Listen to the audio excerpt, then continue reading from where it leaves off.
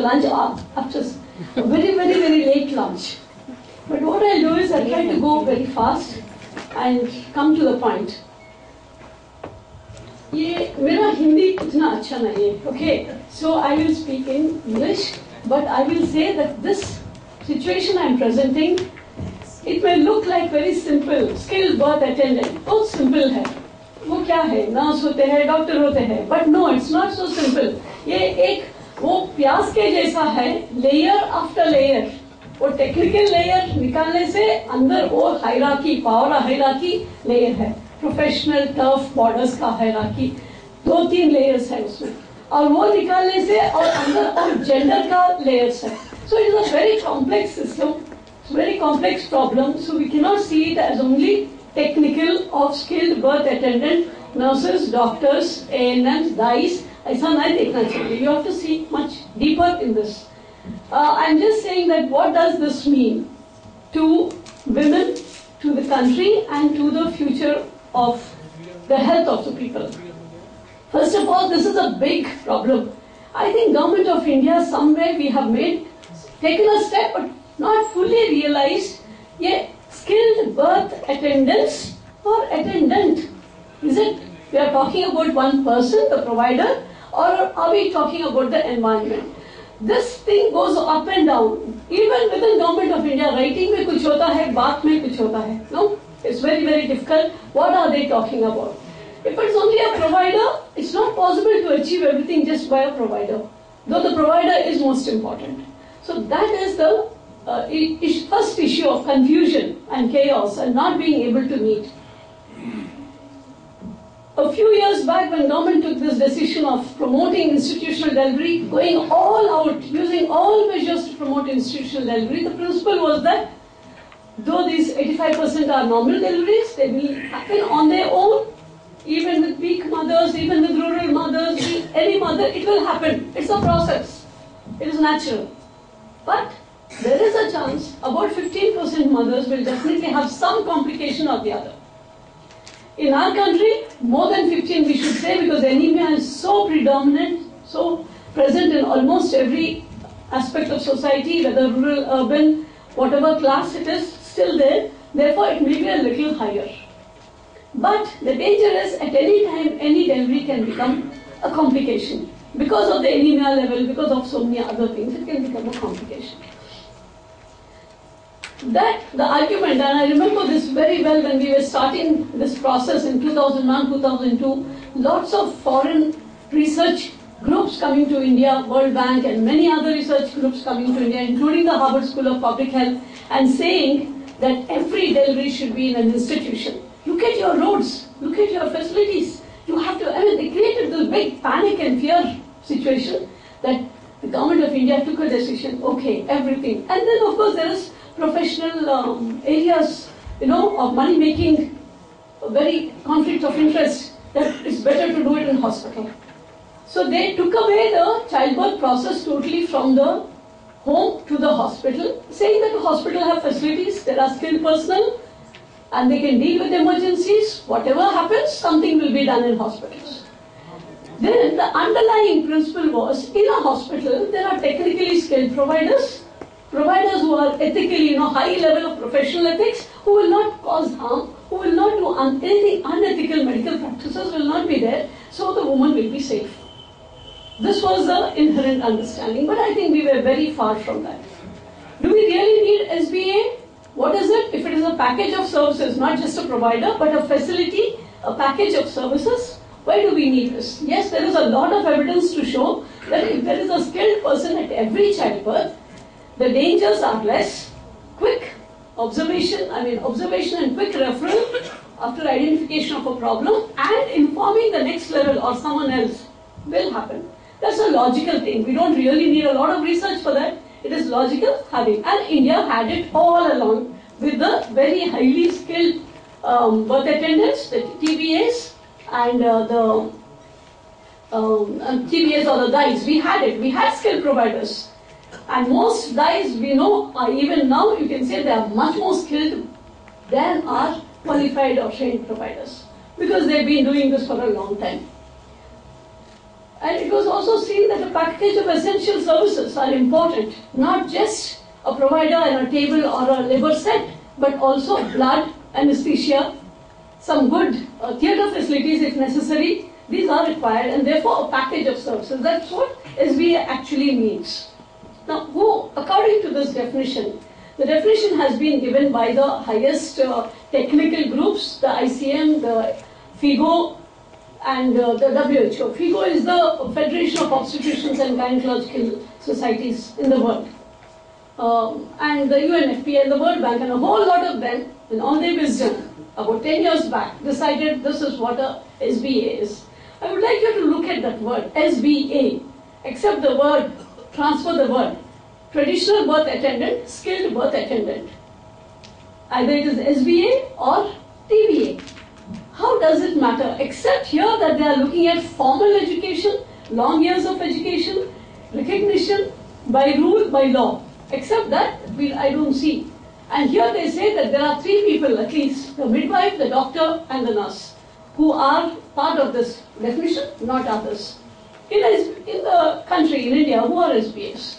The auxiliary nurse midwives, because they are recognized, they have long years of training, at least they have 18 months of training in maternal and child health. The staff nurses who have 3 to 3.5 years training, the MBBS doctors who have 5 years training, and the obstetricians who have 2 to 3 years after the MBBS. That means this definition is excluding the DICE totally. It is also, 2 new providers have been included. They are not part of SBA, but they are, let's say, around birth or for birth, for facilitating birth. The Mamta or Yashoda in many, I think 4 or 5 states, we have this person who is newly introduced as the Mamta in some states, Yashoda in some states, who is there around childbirth for the care of the baby. And the Asha, who is more or less now turned into an agent who will push the women towards the hospital for delivery, is incentivized for that, gets paid, and make sure that women go to the hospital for delivery. But the DICE are excluded from this. Now, what is the current situation of SB, attendant and attendants? We know to have skilled birth attendants for every delivery. The old system we had, there was a village, almost every village had a DICE. She was a skilled person, she was not having long years of training, she was not accredited, but she was skilled. In a village, there would be in a year maybe 15 or 20 deliveries. She had a space to look after each one. She had breathing space in between. She knew each one individually because it was not so many. She knew each family individually, and this was the situation before. Now when we came to hospitals, and a large number of deliveries, and every birth should be attended by a skilled birth attendant, in actual fact it doesn't take place. Whether it is in the community or in the hospital. Whether delivery happens in the homes or it happens in the hospital, that skilled birth attendant at a delivery is not a reality. And we know that through so many research studies, anecdotal reports, case studies.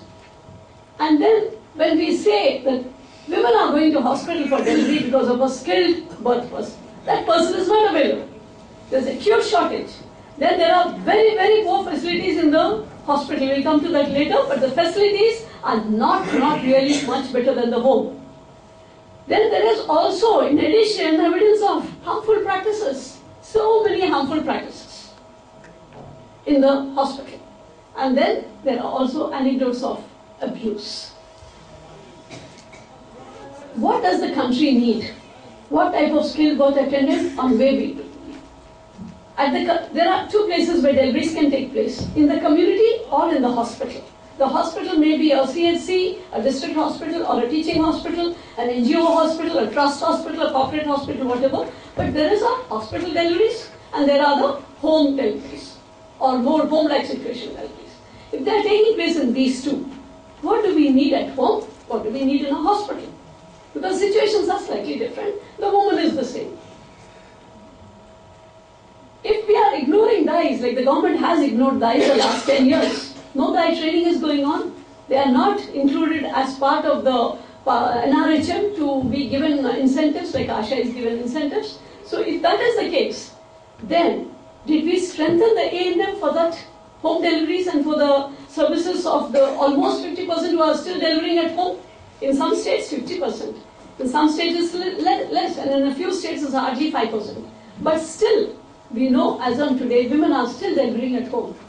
What is the alternative skilled attendant that we have when we have ignored and marginalized the Dai from childbirth? That itself is a major issue, but I'm not going into that because perhaps this is not the forum. I've been asked to talk about the professional skilled birth providers. ANMs were not strengthened. They were the same. In fact, they became even less because they were told, now send women to the hospital. You don't do deliveries at home.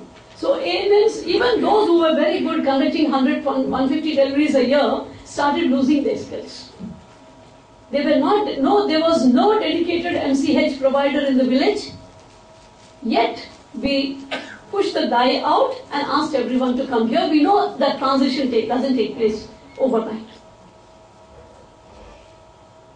Even when women go to institutions, let's say overnight 98% of women have gone to institutions. Yet there is a thing called continuity of care. Care after delivery, care within the home, care of the newborn, encouraging breastfeeding, taking care of little problems of the mother and baby. And who will do this if we have totally destroyed the public health system and the ANM within the public health system? Let me just spend 1 or 2 slides on looking at a community-based midwife. Let's say it is the ANM. Magically, the government of India has realized that her skills have to be increased. They have increased the course by 6 months, and perhaps she will learn more. She will become a stronger provider. If that happens, what is the workload for an ANM? How many deliveries a year can any midwife, community-based midwife, handle? We feel she can handle 100 optimally. More than 100 would be difficult. How come ANM pay 20,000 a month can handle only 100 deliveries a year? Because one childbirth is not just that process of 6 to 10 hours or multi 2 to 3 hours. It's not like that. It's a whole lot of things. What services does one mother-infant diet require from the beginning till the end? From conception, let's say. If you want to really provide good quality antenatal care, at least reasonably comprehensive antenatal care, right now I think the government of India has forgotten that. And definitely even the states have got, I think, this message because they monitor antenatal care only as IFA given, TT injection given, number of visits. And maybe sometimes they look at BP and little things, but not a comprehensive sitting together, discussing with the woman of what midwifery really means, is being with women. Midwife means being with woman. That means helping her, understanding her, giving her information, encouraging her. This is what it means besides the technical part. So in antenatal, amount of work, this is the antenatal period of 8 to 9 months. Even from 3 months conception you take, there is still 6 months left.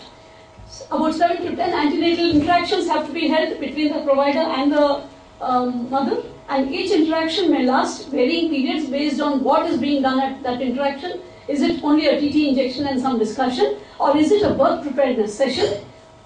Is it a birth preparedness session for the mother-in-law and the husband also included? So the amount of time spent with the mother varies. So that is the amount that she has. She also has to see at least once this woman should go, if there are any complications, get a full checkup by an obstetrician. She has to prepare and coordinate with a whole lot of services so that her emergency preparedness is done, including the 108 and all that. In the intranatal period, she has to either conduct the delivery or accompany her to the place where the delivery is being conducted. She has to hand over to the person conducting the delivery, discuss with that person, get information back from that person who conducts the delivery, if she herself doesn't. Then she has to coordinate with Asha, JSY, make sure she gets the money that she should get. This is all her duty as a midwife. Then she has to provide postnatal care and newborn care at home, follow-up, definitely at least 7 follow-up visits, and then there's a whole lot more. It doesn't end there. There's a newborn who has to be followed up. There is the immunization. There will be at least 6 interactions for immunization, starting with 0 polio and BCG, DPT 1, 2, 3, all this, up to measles, and then boosters. There are a lot of interactions.